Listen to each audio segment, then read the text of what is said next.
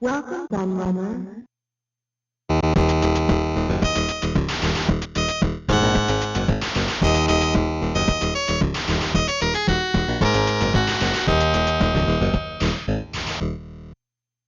Amongst all the many 8-bit home computers released in the early 80s, the MSX is totally unique.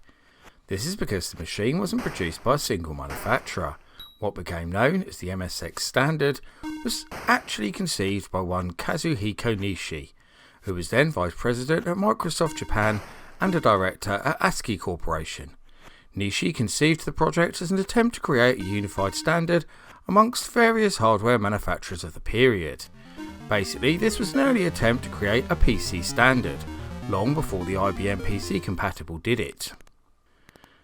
Microsoft finally revealed the finished version of the hardware in 1983, after early versions of it had been used in both the Sega SG-1000 and ColecoVision consoles, as well as the Spectra Video SV318 computer.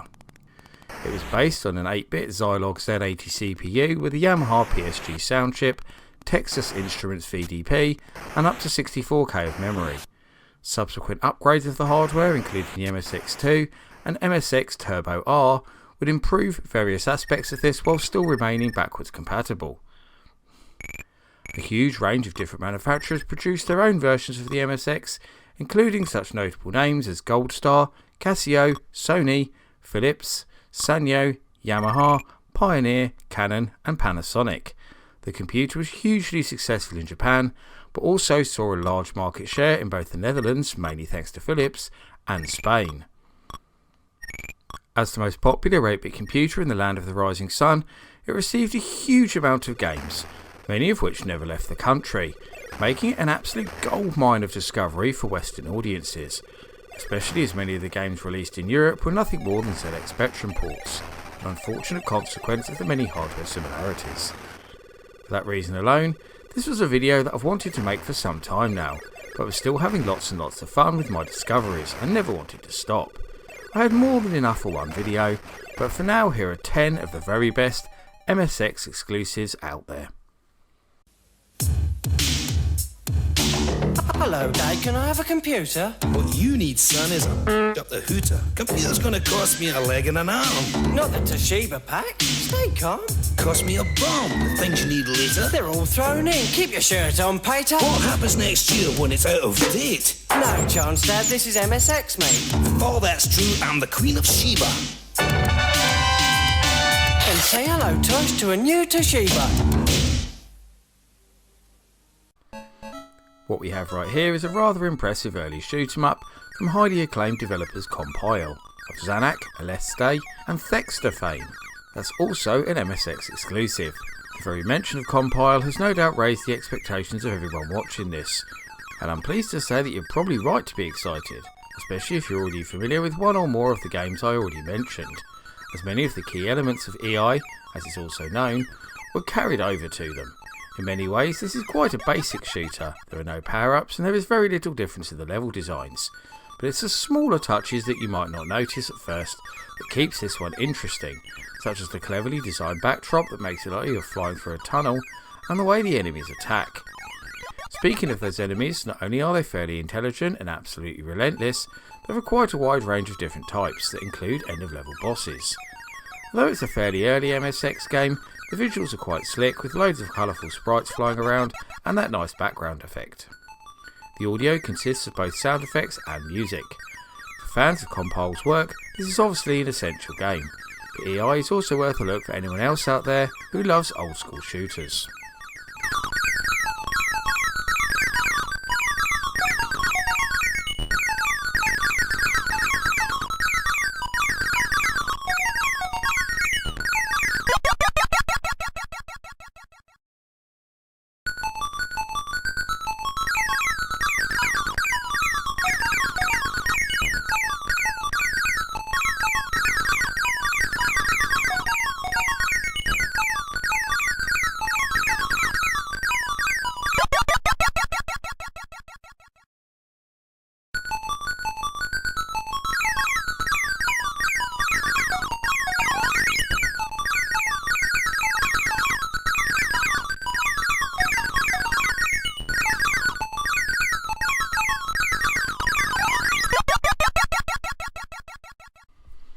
The first two Nemesis games were so well regarded by MSX owners that it's hardly surprising to see Konami added a third game to the series.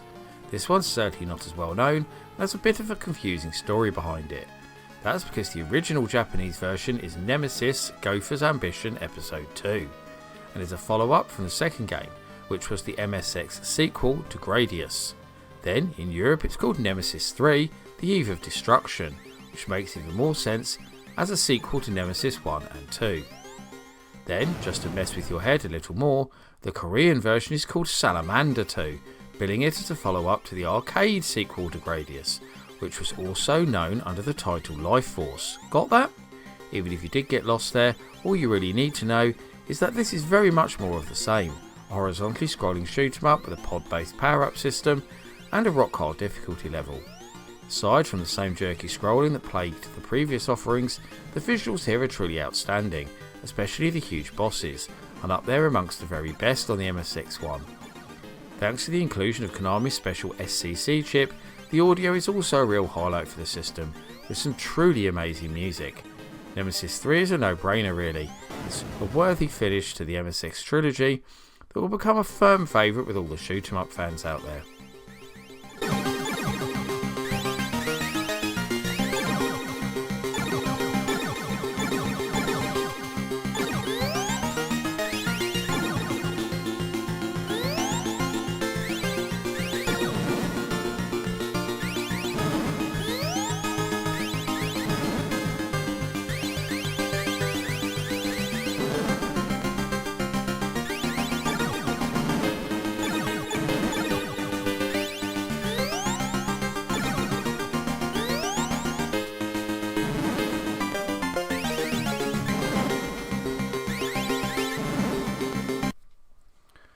When I first started investigating the MSX catalogue, this was a game that I saw lots of people talking about, and it interested me greatly.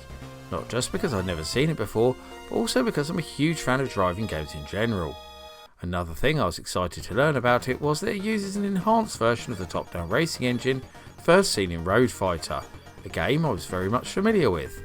It's also one of the games to feature Konami's amazing SCC chip for enhanced 5-channel music and sound effects. The subtitle of this game is The Way to Formula 1, and that tells you a lot, as this isn't strictly an F1 game. It's one where you have to start at the bottom and work your way up. So you first have to compete in stock cars, then rally cars, then touring cars, etc. before you're let loose in the big leagues. As a driver, every bit of your car is customisable, and this plays a huge part in the game. You can spend hours just tweaking different design elements of your vehicles. The more races you win, the more points you stack up, and the more racing classes you unlock. Once into the races themselves, you'll also find realistic car handling, pit stops, and the need to perform repairs amongst other things. In actual fact, it's hard to think of a more comprehensive racing game on any 8-bit home computer than F1 Spirit. There's no doubting this is one of the MSX's finest hours.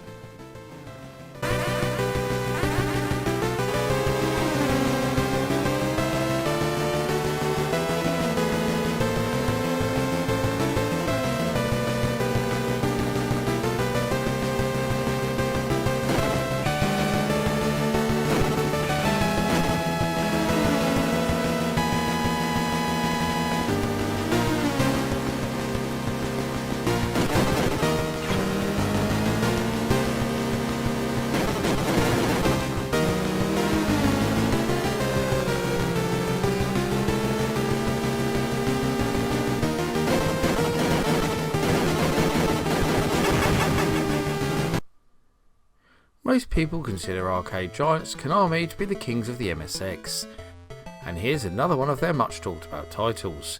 Nightmare is a vertically scrolling shooter with a difference, as it doesn't follow the tired old space or war themes and instead adopts a medieval setting.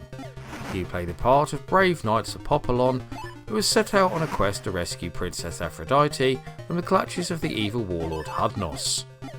Aside from the setting, the most innovative feature of Nightmare is the power-up and collectible icon system. There are 3 different types, and some are hidden in blocks, whilst others are released by enemies, and some are hidden on the screen and have to be found. The first type we have are bonus icons. These do things like award extra score, kill all enemies on the screen, or gift you an extra life. Next up we have weapons. These are pretty self-explanatory really. and in usual shoot 'em up fashion they increase your firepower in different ways. Lastly, there are the magic crystals. These award special abilities such as extra speed, temporary invincibility or shields. As you'd expect, every level features its own boss and some parts of the later stages can't be accessed without finding one of those hidden icons.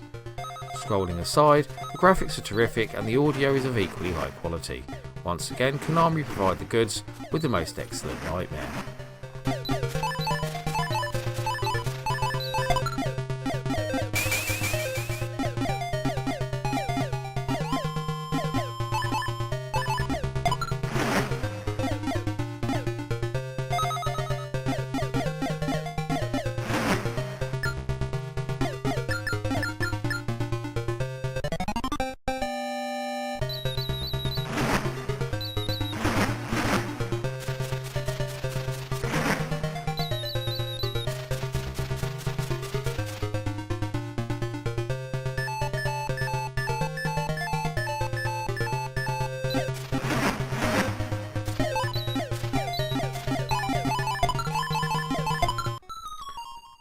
When I first clapped eyes on Taito's Toro Q, I assumed it was a clone of Jaleco's highly underrated arcade game City Connection. It certainly looks like one, and it's only once you start playing the game that you learn it's actually quite different. The first video game to be based on Takara's hugely popular Japanese toy range of the same name, Toro Q sees you driving a yellow VW Beetle around a horizontally scrolling screen, trying to build more cars. You do this by knocking the parts off the ends of the platforms in the correct order. Chassis first, followed by the motor and then the body. Whilst you're driving and jumping between the platforms, you'll encounter enemy trucks that you can either avoid or try to take out. You do the latter by simply jumping on them, Super Mario style, at which point they disappear, only to respawn a few moments later. When you complete the construction of a car, a shiny coin appears. Grab this and you have limited invincibility. I should also mention that your car has limited fuel, which can't be replenished, so you have to try and complete each level before it runs out. If you do use it all up, hit another vehicle or fall down more than one platform, you lose a life. Toro Q has cute and colourful graphics with multicolour sprites and smooth scrolling. It also has some excellent music and sound effects. This is a really fun and incredibly charming little game.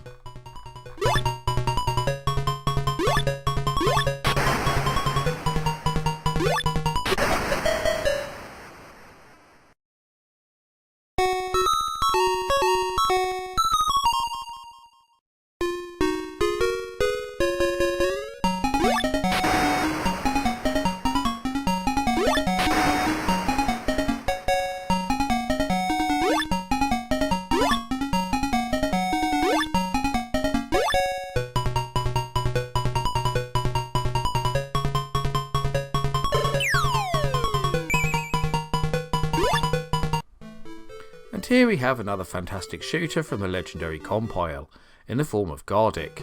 As far as hidden gems from the MSX go, this one has to be right up there at the top, and it's criminal that it never made its way to any other formats. Aside from being a vertical shoot 'em up, this game is almost completely original and very unique. Rather than being a scrolling game, each level is confined to a single screen or room as it's presented. But it's a far cry from other single screen shooters like Space Invaders or Galaga, as the enemies behave more like they would in a scroller. Each room is also unique, and your ship has almost full movement. I say almost because there are structures and walls that get in your way. But that's not all, as Gardic also has a totally unique power up and weapon system. Before each level you have to equip your ship, choosing how to set up your 3 abilities, speed, wave and option. This is very important because each room has to be tackled in a different way, so there'll be a lot of trial and error involved. You're also limited in your selection depending on how many power crystals you've collected, and these are collected from each room. The visuals here are fantastic, with loads of multicolour sprites zooming around the screen.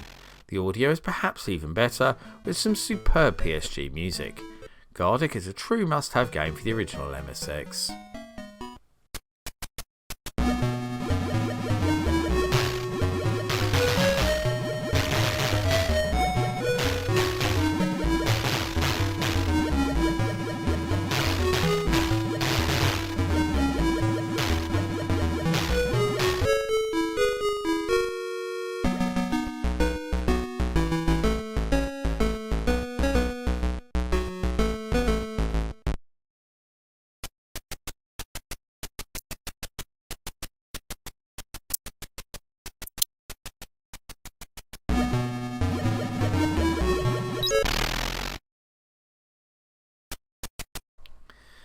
First unusual thing about Xyzolog is that it's an original release for the MSX from Taito, rather than being based on one of their many arcade games, something the famous company rarely did. The second and far more unusual thing about Xyzolog is the gameplay. It's so wonderfully original that I can't even think of another game to compare it to, although it does have small elements of two Atari arcade games in Marble Madness and Gravatar. The idea is to move the ball around each screen, collecting the energy units whilst avoiding the enemies. The issue is that the ball is affected by gravity and inertia, meaning you can't actually move it in a straight line. You will also find obstacles around the screen such as towers, which you bounce off, and ramps, which you can't go up unless you have sufficient momentum. You can gain the latter by bouncing your ball off the sides of the screen and the aforementioned towers. One touch from an enemy destroys you, at which point you lose a life, but there is a way you can kill them, albeit a very desperate one. Pressing the fire button releases an energy blast, but the strength of it depends on how much energy you've collected. The graphics in Xyzolog are colourful and clearly defined, whilst the audio fits the gameplay perfectly. If you're looking for something a bit different on the MSX, then this addictive little title could be just the ticket.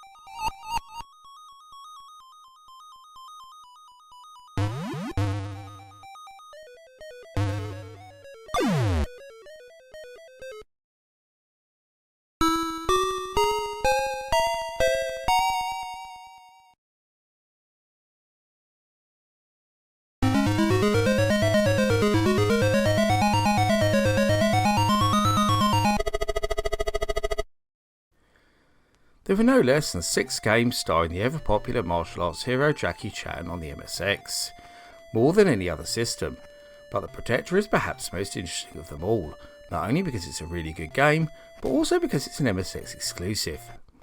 Based on the 1985 film of the same name, the best way I can describe this game is Donkey Kong crossed with Kung Fu Master.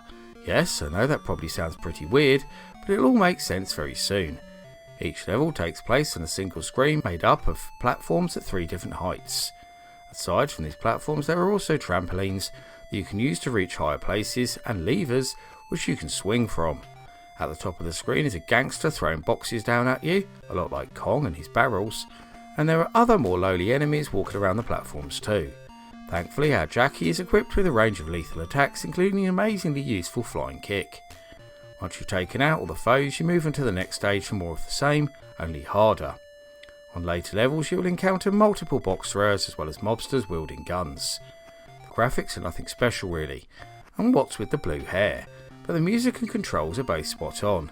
The Protector takes a lot of cool ideas from other games and blends them together perfectly.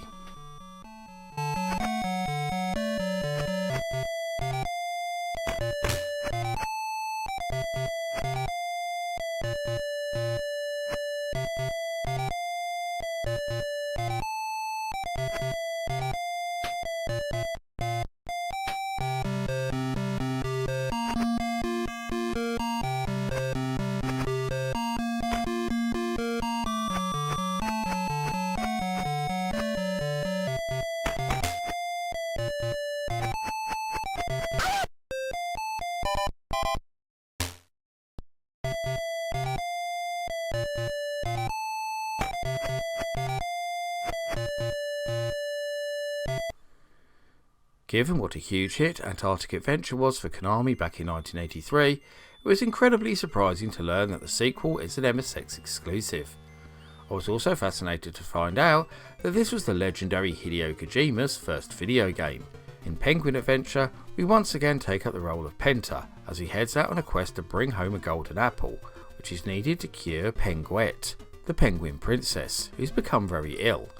Although it features pretty similar gameplay to its prequel, it expands on it greatly, adding new types of stages, boss fights, power-ups, bonus minigames, and even some RPG-like elements. We still see Penta running into the screen as he avoids hazards and collects fish, but the levels take place over a vast world that is shown to you on a map before each one starts. Alongside the usual icy wastelands, Penta runs through a forest, charges through a cave, swims down a river, and even flies through space. Some levels have multiple paths, and because of this there are also multiple endings to the game too, good and bad. This idea was later reused for some of Kojima's Metal Gear games. The fish you collect can now be exchanged for various power-ups including a gun. Both the audio and visuals here are outstanding, some of the best on the MSX in fact, and the gameplay is fast, frantic and a huge amount of fun. Penguin Adventure is a stone cold classic.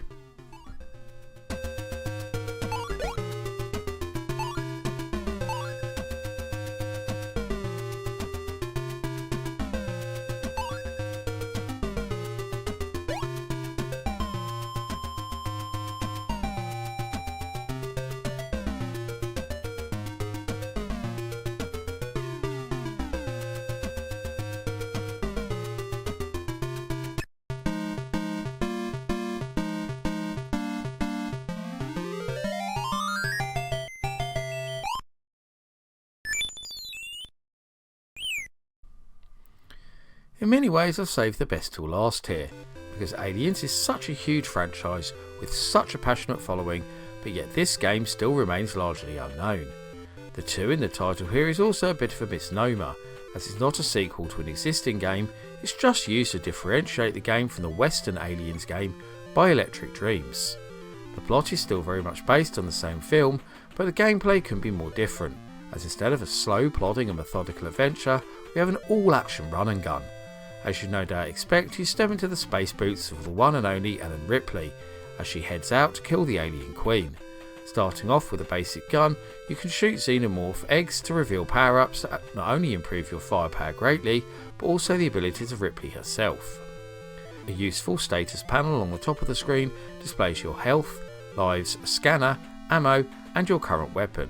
Rather than just being restricted to the ship, Aliens takes a few liberties by also having you travel across the planet's surface and throughout underground caverns. At the end of each level you have to defeat a huge boss in order to progress. Aliens features some superb graphics with big well animated sprites and unusually smooth scrolling. There's also a kick-ass soundtrack playing throughout. There's no doubting Aliens, Alien 2 is a true MSX essential.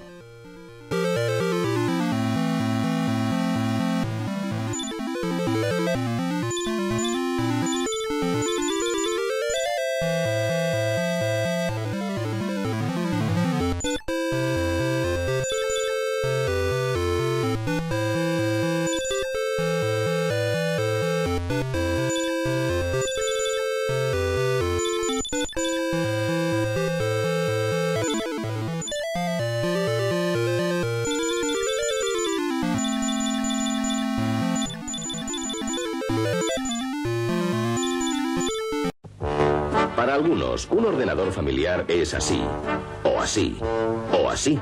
Para Sony, un ordenador familiar es así, sencillo, práctico y útil, para ordenar, estudiar, trabajar, jugar y para aprender juntos toda la familia. Los ordenadores Hitbit son compatibles MSX y pueden crecer. Es un Sony.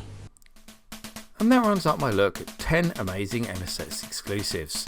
Can you think of any other one-off titles that only ever came out on the Japanese home computer standard that should have made this list? Or do you think some of these games were unworthy of inclusion? As always, I love to hear the thoughts and views of my audience, so please get typing in that comment section. Before I go though, I must thank all of my loyal patrons who continue to support my channel and make videos like this possible. However, I must give special thanks to the following patrons in particular for their much appreciated pledges: Mitchell Valentino, Neptune, Seth A. Robinson, Carl Olsen, Dos Gamerman, Grady Haynes, Troy Tube, Paul Daniel, S-Mania999, Retro Resolution, Andrew Bacay, James Taylor, Matt Standish and Electron Star Collapse. If you also want to help support all my creative endeavours, including this YouTube channel, then please go and check out my Patreon right now. You can get access to extra content including downloads, exclusive videos, creative insights and much more besides.